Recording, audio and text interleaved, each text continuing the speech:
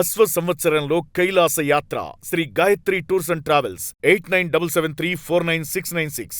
పేదలకు good news చెప్పింది ఆంధ్రప్రదేశ్ ప్రభుత్వం. ప్రతి పేదవాడికి సొంతింటి కలను సాకారం చేయడమే కూటమి ప్రభుత్వ లక్ష్యమని చెప్పింది. ఏడాది చివరి నాటికి 10 లక్షల ఇళ్లకు పైగా గృహ ప్రవేశాలు చేయిస్తామని సీఎం చంద్రబాబు హామీ ఇచ్చారు. రాష్ట్ర వ్యాప్తంగా ఇళ్ల నిర్మాణాలను ముమ్మరంగా చేపట్టింది ప్రభుత్వం. ఉగాదిలోగా దాదాపుగా 3 లక్షల ఇళ్లలో గృహప్రవేశాలు చేయించేందుకు వేగంగా చర్యలు తీసుకుంటోంది ఆంధ్రప్రదేశ్ ప్రభుత్వం. ఇప్పటికే 3 లక్షల ఇళ్ల నిర్మాణాలను రాయచోటిలో ప్రారంభించింది ప్రభుత్వం. రాష్ట్రంలో 2,20,000 కుటుంబాలకు ఇంటి స్థలాలు మంజూరు చేసే యోచనలో సర్కారుంది. అర్హులైనటువంటి పేదలందరికీ ఇళ్లు ఇవ్వాలన్నదే రాష్ట్ర ప్రభుత్వ లక్ష్యమని చెప్పింది.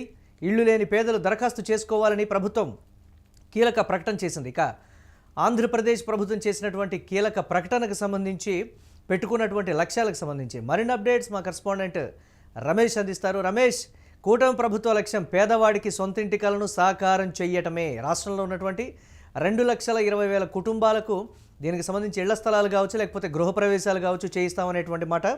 ఉగాది నాటికి దాదాపుగా ఒక 3 లక్షల కుటుంబాలు అంటే గృహప్రవేశాలు జరగాలనేది లక్ష్యంగా పెట్టుకున్నామని చెప్తున్నటువంటి పరిస్థితి. ఆ స్థాయిలో ఇప్పుడు ఉన్నటువంటి గృహాలు నిర్మాణాలు జరిగి ఉన్నాయా, వెళ్ళటానికి అంటే గృహప్రవేశం చేయడానికి సిద్ధంగా అన్ని వసతులతో ఉన్నాయా అనేటువంటి ఒక ప్రశ్న కూడా తలెత్తుంది. పెట్టుకున్నటువంటి టార్గెట్ రీచ్ అవుతుందా అనేటువంటి ఒక సందిగ్ధత కూడా ఉంది. అప్డేట్స్ ఏంటి, ఓవరాల్గా ఎలా చూడాలి వీటిని? ఎస్ మురళి, ఏపీ ప్రభుత్వం ఇల్లు లేనటువంటి వాళ్ళందరికీ కూడా అంటే సొంతిల్లు లేకుండా ఎవరెవరైతే ఇబ్బందులు పడుతూ ఉన్నారో సొంతింటి కళని నెరవేర్చుకోవాలని చెప్పేసి ఇల్లు లేక చాలామంది కూడా ఇబ్బందులు పడుతూ ఉన్నారు. అటువంటి వాళ్ళందరికీ కూడా ఏపీ ప్రభుత్వం ఒక శుభవార్త చెప్పింది. ఈ సంవత్సరం నాటికి అంటే ఈ సంవత్సరం పూర్తి అయ్యేసరికి దాదాపు 10 లక్షల వరకు ఇల్లు ఇచ్చేటటువంటి ఒక ఆలోచన ఏపీ ప్రభుత్వం చేస్తుంది. దీనికి సంబంధించి ఇప్పటికే నారా చంద్రబాబు నాయుడు అసెంబ్లీ వేదిక ద్వారా ఆయన శాసనసభలో మాట్లాడే ప్రయత్నం చేశాడు.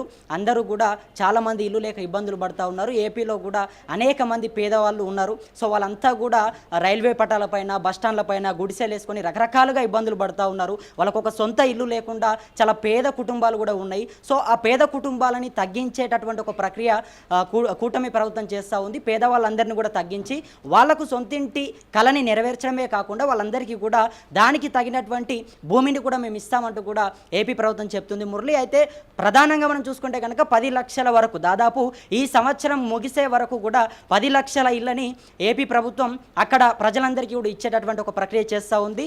దీన్ని నేరుగా ముఖ్యమంత్రి చెప్పడంతో చాలామంది కూడా గ్రామ పంచాయతీలకు వెళ్ళి వాళ్ళంతా కూడా మరి ఏంటి ప్రాసెస్ ఏంటి, ఎవరు అర్హులు ఎవరు అనర్హులు అనే దాన్ని కూడా వాళ్ళు చూసుకున్నటువంటి పరిస్థితి అయితే కనబడుతుంది. చాలామంది కూడా ముఖ్యమంత్రి గారు దీన్ని అంటే ముఖ్యమంత్రి చంద్రబాబు ఈ పథకం ఇవ్వడాన్ని చాలామంది కూడా సంతోషకరంగా వ్యక్తం చేస్తూ ఉన్నారు. మరికొందరు మాత్రం నిజంగా ఇటువంటి వాళ్ళు మాకు ఉండాలి, మాకు సొంతిల్లు లేక ఎన్ని రోజులు చాలా ఇబ్బందులు పడ్డాము, వర్షం వచ్చినా గాలి వచ్చినా ఎటువంటివి వచ్చినా కూడా గుడిసెలు కట్టుకొని రైల్వే పట్టాలపైన బస్టాండ్లపైన రకరకాలుగా ఇబ్బందులు పడ్డాము. సొంతిల్లు కట్టుకోవాలంటే డబ్బులు లేక చాలని బ్రతుకులలో బతుకుతున్నటువంటి మాకు ఏపీ కూటమి ప్రభుత్వం ఒక్కసారిగా 10 లక్షల ఇళ్ళని ఇస్తాము అని చెప్పడం అనేది నిజంగా శుభవార్త అంటూ కూడా ప్రజలందరూ ఇల్లు లేనటువంటి వాళ్ళు మరీ ముఖ్యంగా ఇల్లు లేక ఇబ్బందులు పడుతున్నటువంటి వాళ్ళందరూ కూడా హర్షం వ్యక్తం చేసినటువంటి పరిస్థితి అయితే మనకు కనబడతా ఉంది. మురళి, అంటే టిడ్కో ఇళ్ళని ఇచ్చేటువంటి అవకాశం ఉందా, లేకపోతే ఆల్రెడీ సిద్ధంగా ఉన్నాయనేటువంటి మాటనా, లేకపోతే కొన్ని సగం నిర్మాణాలు జరిపి ప్రాసెస్లో ఉన్నటువంటివి ఉన్నాయి, కొంచెం ప్యాచ్ వర్క్ అనుకోవచ్చు, లేకపోతే ఒక 10% నిర్మాణం ఆగిపోయినటువంటి ఇళ్ళు ఉన్నాయి, వాటిని ఇస్తారా అనేది కూడా ఒకంత సందిగ్ధంగా ఉన్నటువంటి పరిస్థితి కదా. గతంలోనే టిడ్కో ఇళ్ళు సిద్ధంగా ఉన్నాయి కానీ గత ప్రభుత్వం ఇవ్వలేదనేటువంటి విమర్శలు ఉన్నాయి. వాటినే తిరిగి మరమ్మతులు చేయిస్తారంటే కొన్ని శిథిలావస్థకు కూడా చేరిపోయాయి అనేటువంటి ఒక మాట కూడా చెప్తూ ఉన్నారు. వాటినే మరమ్మతులు చేసి ఇస్తే దాన్ని ఏ విధంగా వినియోగించుకోవాలి మేమని కూడా ఒకంత అనుమానాలు వ్యక్తం చేసుకుంటున్నటువంటి పరిస్థితి. పెట్టుకున్నటువంటి టార్గెట్ని సజావుగా రీచ్ అవుతుందా కూటమి ప్రభుత్వం అనేటువంటి అనుమానాలు, దీన్ని ఎలా చూడాలంటారు రమేష్? ఎస్ మురళి, ఖచ్చితంగా మీరు చెప్పినట్టుగా ఇప్పటికే దాదాపు ఒక 3 లక్షల ఇళ్ళ వరకు కూడా 3 లక్షల వరకు కూడా ఇచ్చేటటువంటి ఒక ప్రక్రియ చేసింది. వాటికి సంబంధించి కూడా గృహప్రవేశాలు చేయడానికి కూడా కూటమి ప్రభుత్వం పూర్తి స్థాయిలో కూడా సిద్ధమైనట్టుగా మనకు తెలుస్తుంది. మరి 3 లక్షలు మరో 2 లక్షల నుంచి 3 లక్షల వరకు ఇళ్ళకు కూడా ఉగాదిలోపు ఇప్పుడు వచ్చేటటువంటి ఉగాదిలోపు దాదాపు 2 లక్షల నుంచి 3 లక్షల ఇళ్లను కూడా ఇచ్చేటటువంటి ప్రక్రియ చేస్తూ ఉంది.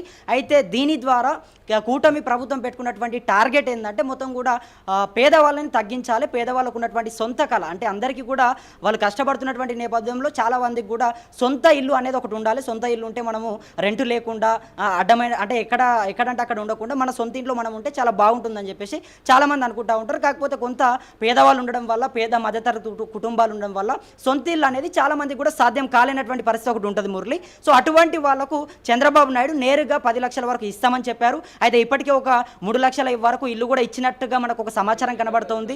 మరీ ముఖ్యంగా ఇప్పుడు మళ్ళీ ఉగాది వస్తూ ఉంది కాబట్టి దానికి కూడా 2 లక్షల నుంచి 3 లక్షల మధ్యలో కూడా ఇళ్ళని కేటాయించే ప్రయత్నం చేస్తూ ఉన్నారు. పెద్ద ఎత్తున కూటమి ప్రభుత్వం ప్రధానంగా ఫోకస్ చేసింది ఏంటంటే ఏపీలో మొత్తం కూడా పేదవాళ్ళని తగ్గించాలి, 10 లక్షల వరకు ఇల్లు కూడా ఇవ్వాలి, 10 లక్షల వరకు కుటుంబాలను ఆదుకోవాలి, వాళ్ళందరికీ కూడా మనం అండగా ఉండాలి. సో మన అధికారంలోకి తీసుకొని వచ్చారు కాబట్టి పేదవాళ్ళని గత ప్రభుత్వంలో రమేష్, గత ప్రభుత్వంలో కూడా జగన్మోహన్ రెడ్డి హయాంలో కూడా చాలా వరకు ఇళ్ళు కంప్లీట్ అయినటువంటి పరిస్థితి కూడా ఉంది కదా. వాటిని అలాట్ చేస్తారా లేకపోతే సపరేట్గా ఏమైనా ఉన్నాయా అనేటువంటి ఒక ప్రశ్న కూడా తలెత్తుంది కదా. అంటే రంగుల విషయంలో చోటు చేసుకున్నటువంటి రాజకీయాలు మనం గతంలో చూసినటువంటి పరిస్థితి, దీన్ని ఎలా చూడొచ్చు అంటారు ఈ కోణాన్ని?